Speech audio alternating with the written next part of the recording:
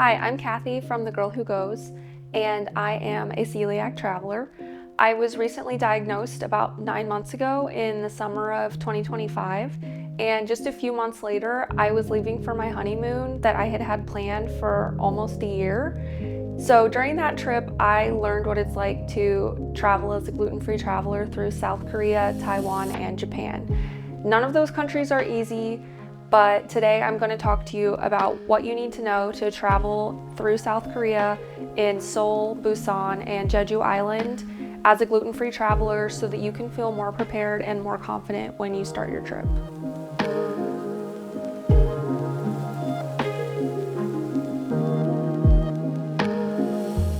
Just a quick disclaimer before we get started. These are only my own experiences and I'm not highly symptomatic. So when you go to these restaurants or try these foods, be sure to double check everything, ask your own questions, and only eat things that you feel comfortable eating.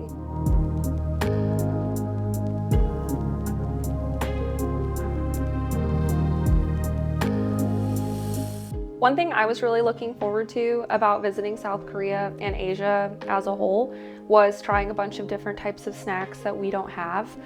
Unfortunately, being celiac, that process was suddenly made a lot harder and I did not get to try nearly as many things as I was hoping.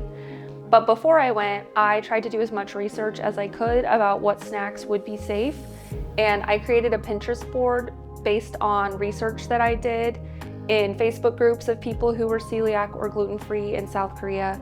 It turns out there actually aren't a lot of great options. And one of the reasons it's so difficult to find gluten-free snacks in South Korea is because gluten is not a mandatory allergen on food packaging. So if you pick up a snack bar or some chips or a candy bar, it's not going to say gluten-free or it's not going to say contains gluten. The closest that you might find is it's saying contains wheat, which if you're celiac or gluten intolerant, you know that wheat is one of the things that we can't have alongside barley, oats, and rye. Those things are not listed as allergens. So it's up to you to do your own research and try and translate the label the best you can. So you should be looking for these symbols.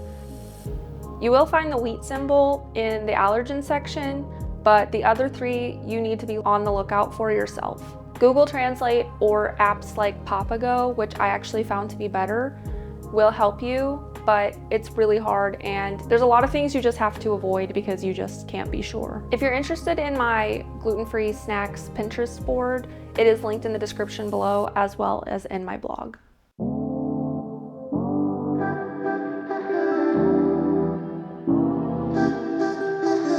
So just like not being listed as an allergen, gluten isn't super well understood by many people in South Korea.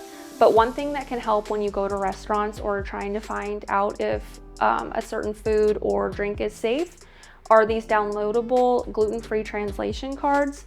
These list out in Korean all of the ingredients that are safe and not safe for celiacs. So it's really easy to hand it over to a restaurant worker or staff member, them to read it and to understand what you can and can't have. They often also explain things like cross-contact, so they can be aware of what is and isn't celiac safe. You can download these online through a variety of platforms, so make sure you have this prepared on your phone and ready to go before you go into any restaurant. And actually, I noticed while we were traveling that sometimes just showing the card, the staff members instantly recognized it and knew what to do.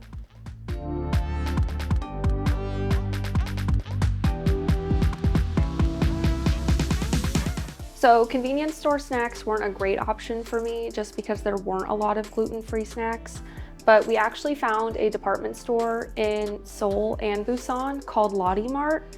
They may have other stores around the country as well.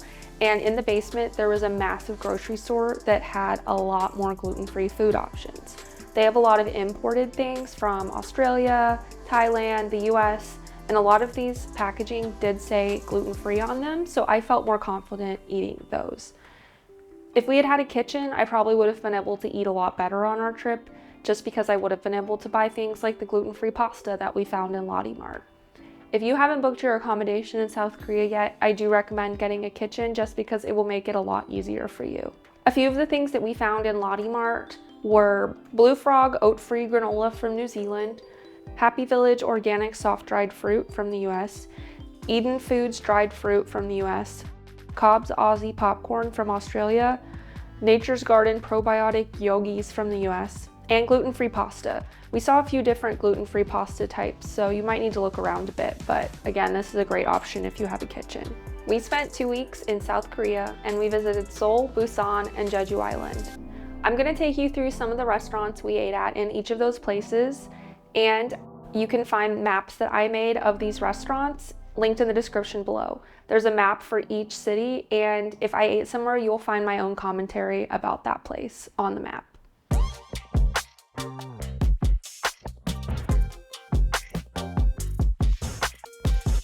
Okay, first, let's start with Seoul.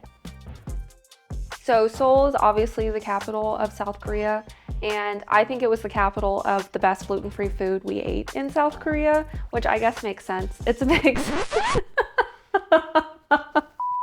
It's a big city and there are a lot of options. Here were some of the favorite places that we ate in Seoul. Sunny House. Sunny House was super hyped online and it did not disappoint. It's a dedicated gluten-free restaurant, so everything on the menu is gluten-free, including a bunch of fun coffee drinks, which I don't get to have a lot anymore. The owner herself, Sunny, is celiac, and she was happy to answer our questions about being gluten-free in South Korea. 6 Day Chicken. It's a little bit outside the city center, but I promise the trek is worth it. It's a 100% gluten-free Korean fried chicken restaurant. Apparently the owners have patented their gluten-free fried chicken recipe and came up with it when they realized how many people there are in the world with gluten intolerance. They also have tteokbokki, and this was the only place in South Korea I was able to eat it. Everything was delicious. Tteokbokki, by the way, is a Korean rice cake, and it is a pretty famous part of Korean cuisine. So if you want to try tteokbokki, 6 Day Chicken is probably your best bet. 237 Pizza. Another 100% gluten-free restaurant. It turns out that's because they use gluten-removed wheat starch, which is apparently still safe for celiacs. It's Caputo brand from Italy, which has really high standards, so I trusted it. Other reviewers also said that one of the owners is celiac or gluten intolerant. This was the best gluten-free pizza I'd had in my first few months of being celiac. 853. Not a dedicated gluten-free restaurant, but they knew exactly what to do when we showed the gluten-free translation card. This is a Korean barbecue place, and most of the time the meats come unmarinated, so it's pretty easy to stay gluten-free as long as the grill is clean. They also brought out separate side dishes for me and told me which ones were safe and which ones weren't. We actually came here twice because it was tasty, filling, close to our hotel, and seemed safe. Buddha's Belly. This is a Thai restaurant that's not dedicated gluten-free, but they have a gluten-free section of their menu. And I talked to one of the workers, a native English speaker, who confirmed with me that they have a separate fryer for gluten-free dishes. Also, the food was amazing. The portion sizes were huge and everything was delicious. These were just a few of my favorite places that we ate in Seoul, but there are a lot more, so be sure to check them out on the map that I've linked in the description below. Busan. Busan did not have as many options as Seoul, so it was a lot trickier, but I was able to make it work. There is one dedicated gluten-free restaurant in Busan, but it was randomly closed the day we were there, so I don't know whether it's any good or not, but here are the few restaurants that we were able to eat at in Busan. Gwangjang Dolsop Bibimbap. All the reviewers for this place left explicit instructions on what to do to order a gluten-free meal. You order on a screen at your table, so you select the vegan and meat-free bibimbap, regular, not premium, and make sure you remove the sauce from the order. Then for some extra protein, add another egg. I questioned their definition of vegan since it comes with 1 egg already, but it was a good option and allowed me to try another Korean food, bibimbap. Yeonhwa Dukbap. When the 100% gluten-free restaurant was closed, we came here instead. You order on a screen outside the door, and when I flagged down a worker to show my gluten-free card, they told me the safe options: the beef sous vide and the pork neck plates, and the only safe sauce was tomato sauce. I don't really like tomatoes, so I ordered mine plain without sauce. It seems like you're supposed to eat your food in a certain way, trying the different sides with your meat and different flavor combos, but I just needed calories and I had no sauce, so I just ate it how I normally would.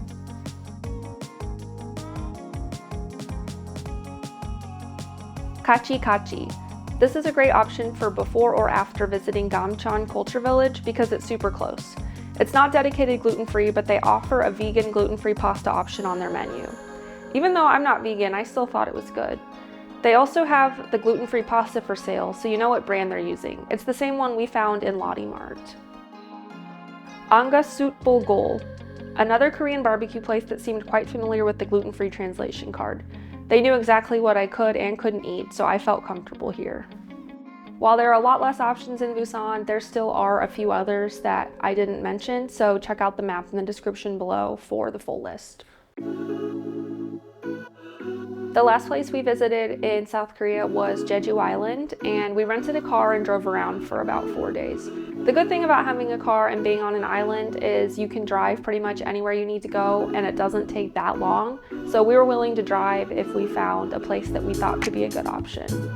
Here are 2 places that we ate on Jeju Island that I thought were good gluten-free options. Pasta Studio Jeju. The chef and owner was familiar with the gluten-free card and told me that the risotto was my only option. I didn't ask any follow-up questions, but I relied on reviews from other celiacs. The risotto and fries were tasty, and this has to be one of the only places you can get a full gluten-free meal on the island. Bangin Taco. Probably one of the most balanced meals I had in nearly 6 weeks in Asia. It kind of reminded me of Chipotle. The menu board said to inform staff of any allergens, so I told them about my gluten allergy, and they said the bowls and salads were safe. I asked about the marinades for the protein options, and the cashier even called back to the kitchen to double check, and I was told they were safe.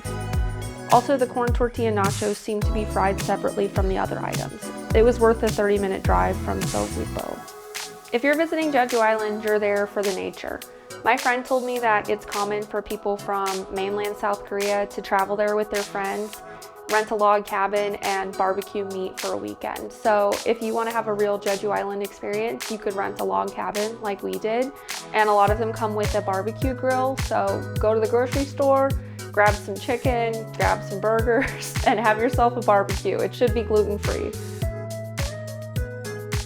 You might be wondering whether there are any gluten-free options at any of the markets, like Myeongdong Night Market or Gwangjang Market, both of which are really famous in Seoul. Unfortunately, the answer is no. Even though I had read some things online that certain items like tteokbokki or rice cakes could be safe, it really seemed like there was no way to be 100% sure, and cross-contamination or cross-contact isn't really well understood, so I decided not to risk it. I decided to just take in all the sights and smells, and that was a great way to enjoy the market. Maybe not as good as getting to eat something, but it is what it is.